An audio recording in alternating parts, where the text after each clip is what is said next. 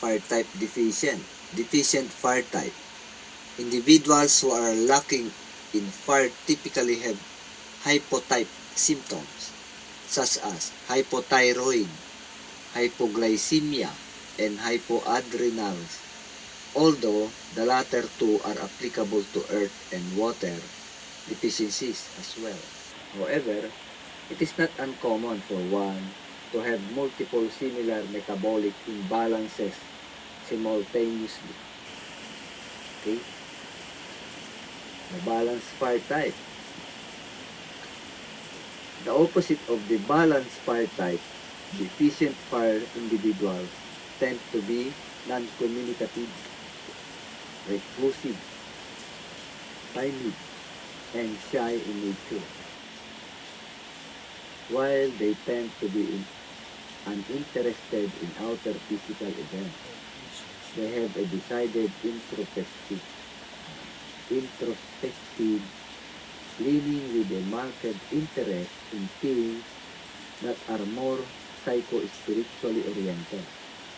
Efficient fire individuals tend to feel colder with a pale complexion that is more the absence of redness than the white color associated with metal. They are more prone to chronic complaints associated with their low metabolism. Okay? Deficient fire type, dietary.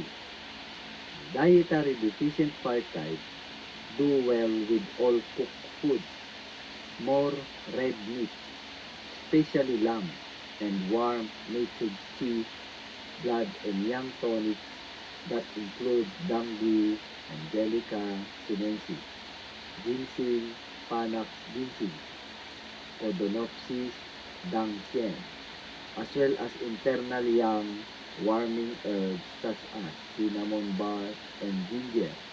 Formulas that one might consider are vitality combination, Shenwu Tang, ginseng and astragalus combination, Busong Yi Qi Tang, and aconite, ginger and liquoran combination, Qi Tang. Excess fire type. Excess fire individuals display an exaggeration of most balanced fire traits.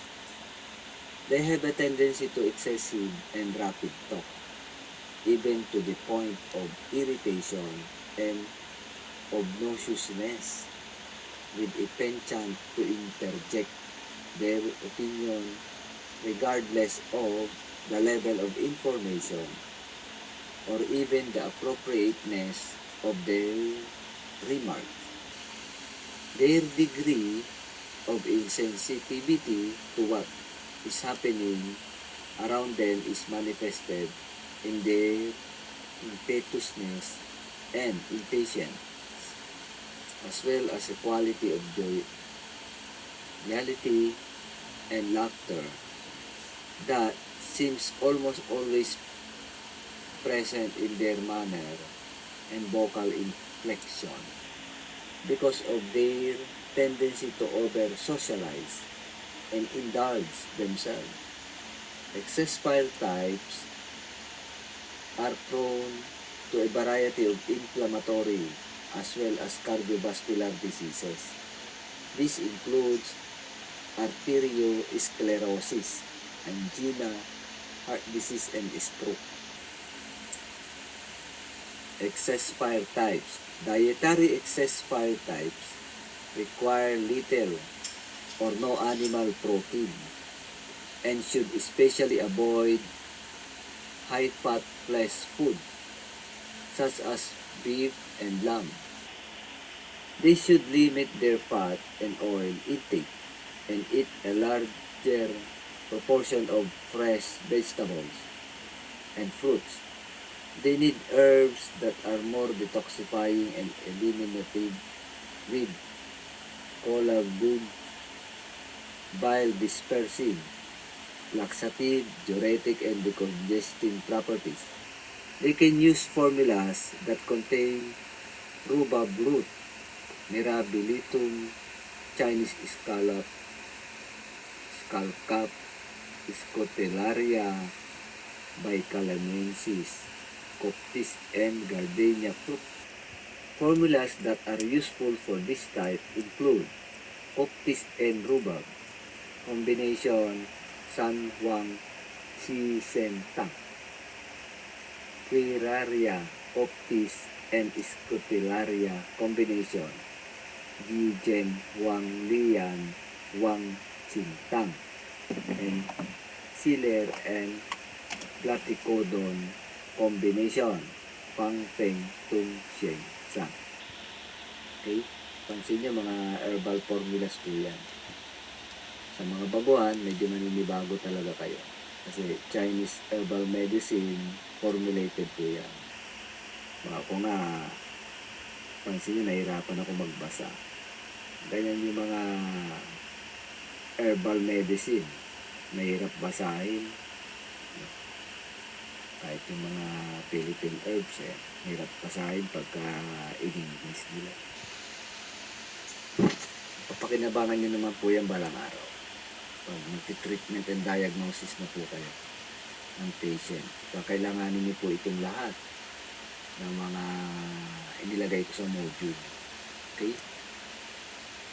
Pagsikapan nyo lang pong aralin sa inyong bahay, sa inyong kwarto. Okay? Let us continue to 5 elements. Earth. Earth element. The earth element relates to processes involved with nourishing and supporting life. This includes digestion, assimilation, and transportation of food and fluids, and represents solidity and stability.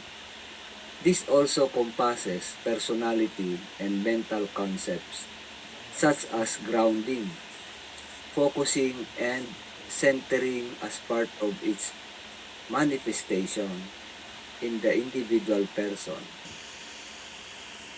Originally, Earth was in the center of 4 elements. This was because it supported all the other elements and their corresponding organs. Eventually, it became part of the 5 with its own corresponding organs and qualities.